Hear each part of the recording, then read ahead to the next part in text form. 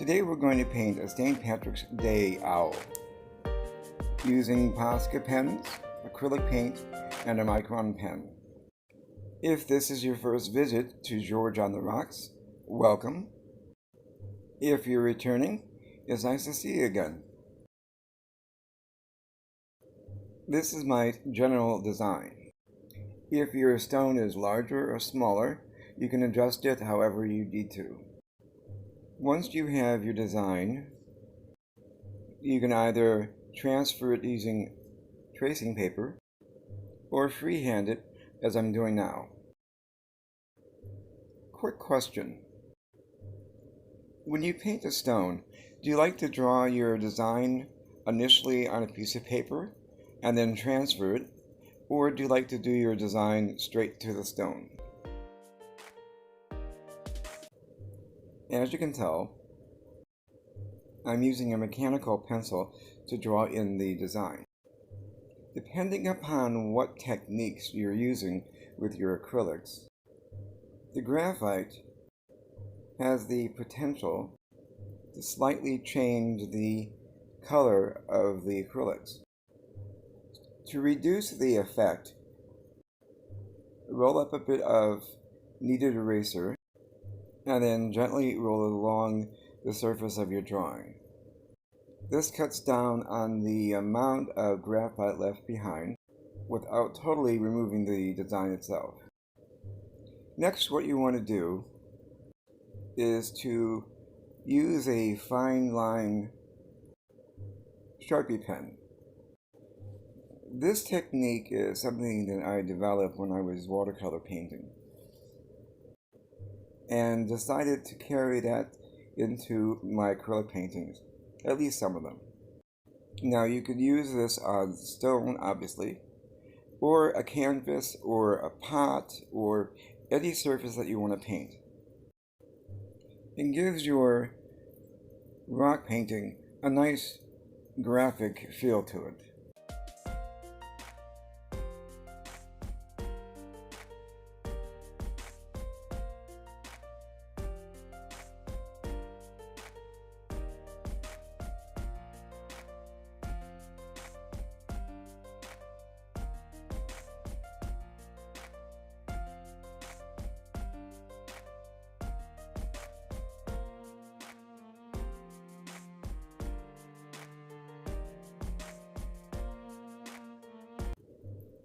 Paint in swatches using the light blue Posca pen into various places on the background. You can have as much or as little as you want. Eventually what we'll do is to use phthalo blue and white acrylic paint to complete the background sky. Now, using a green, paint in the feathers of the owl. Now I've sped this up, but take your time as you paint in the feathers. Don't think of it as filling in like a coloring book. It's perfectly okay to go over the lines.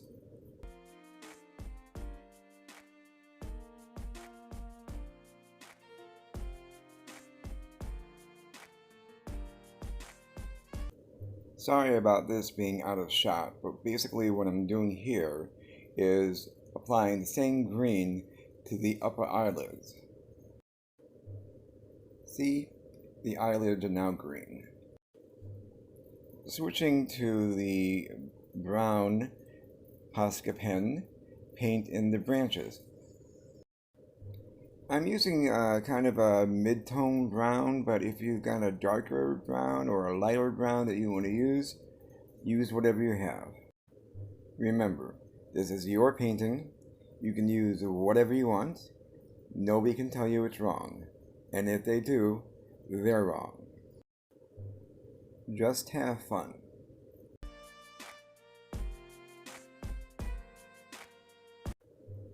For this part, I'm using a lighter shade of green, and if you wanted, you could use whatever color you want. Like, for example, you could use yellow. But for me, I wanted to keep with the St. Patrick's Day theme. of green. What you want to try and do is paint in the lighter green and leave just a little bit of the darker green showing. And again, don't worry about going over the lines, going too close to the darker green. Everything balances out. Trust me, with the amount of detail that we're going to be applying to this painting, everything will look great. Using the same or a different color green if you want, color in the leaves.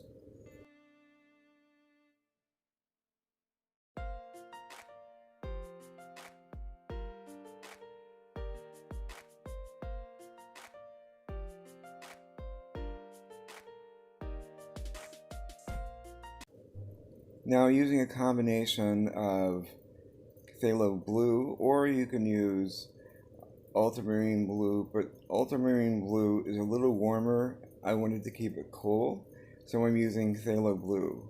So using phthalo blue and white, what you want to do is continue painting in the sky that you initially started using the Posca Pens. If you prefer a bluer sky, one that doesn't have a lot of clouds, use more blue. If you want to include more clouds in your sky, add more white and work it in.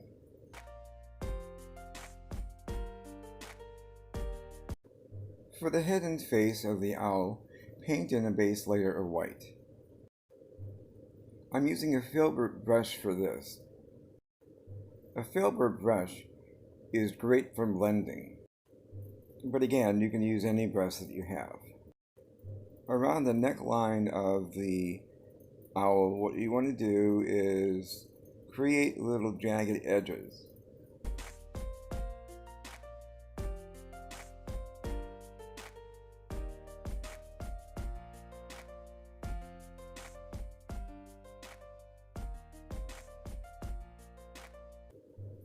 Going back to the feathers of the owl,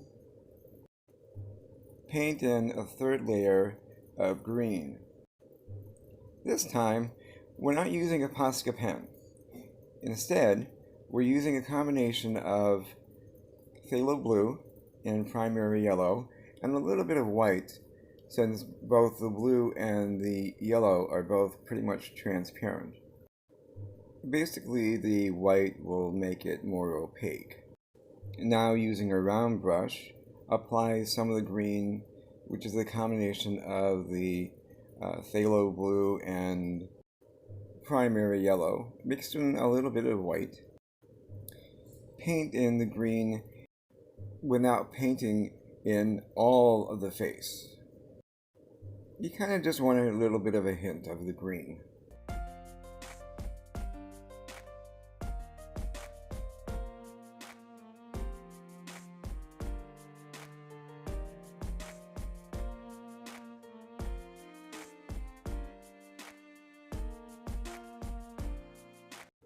Let's give the face a little time to dry and move on to a little bit of detail work for the leaves. Let's do a little bit of shadow work on the eyes. Just using a dab of phthalo blue, work in the phthalo blue into the corners of the eyes. Switching to the face again, and using a small round brush and white, apply strokes down the face to give an illusion of feathers.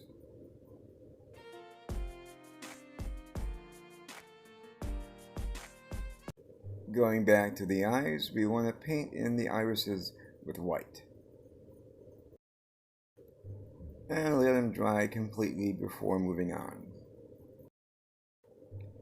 Because now we're going to paint in greenish pupils. Next, we're going to work on the branches. Now you can leave the branches as they are, but I like to highlight and then give the underside a little bit more of a shadow. That way they're more rounded and more lifelike. For the highlight, I'm using a combination of white and burnt umber. For the shadow, I'm using burnt umber.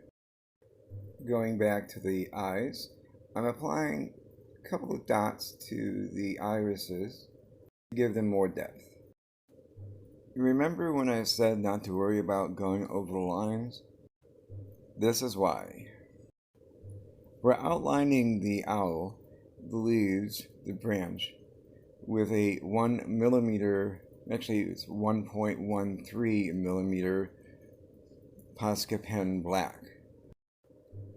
The inside detailing, we're going to use a Micron 5-point pen.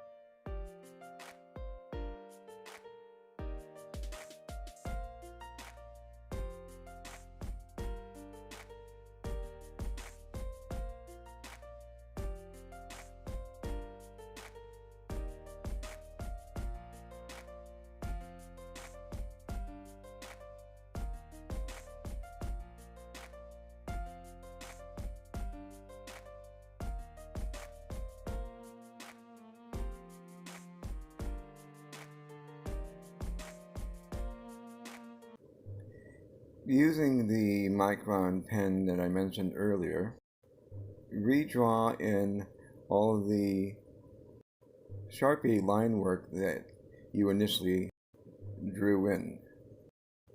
Once again, this is somewhat sped up. Take your time. This is not a race.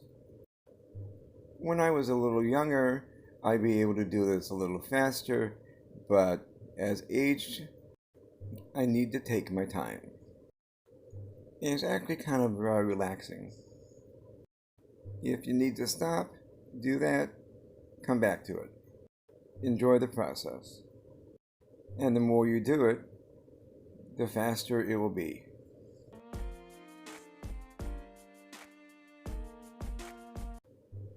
Quick question number 2. Do you like this style of rock painting? Comment below and let me know. I'd really be interested in your thoughts.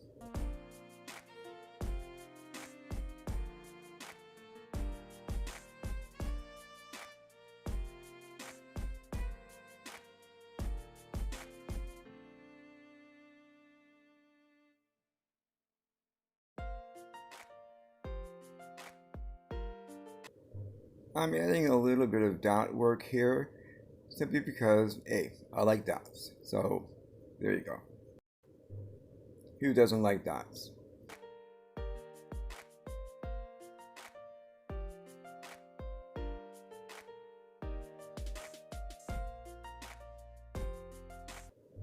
And let's not forget the beak.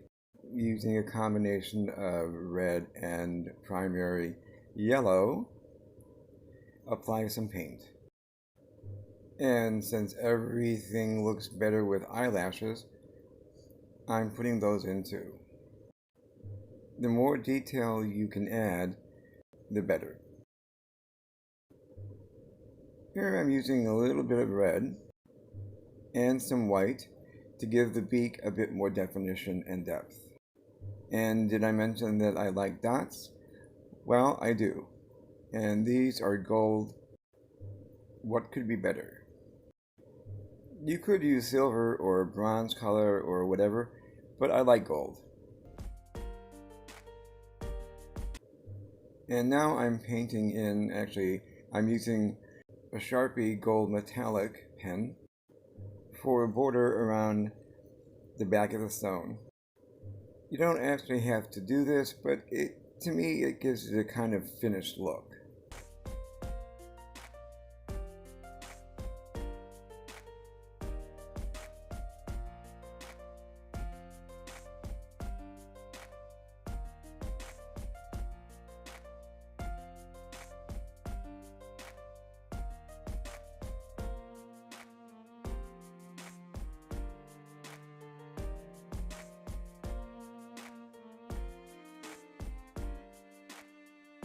And now to sign your work of art.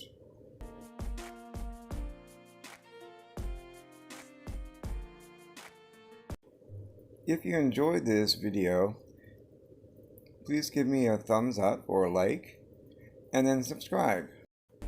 Remember to celebrate each other, celebrate your creativity, and paint along the way.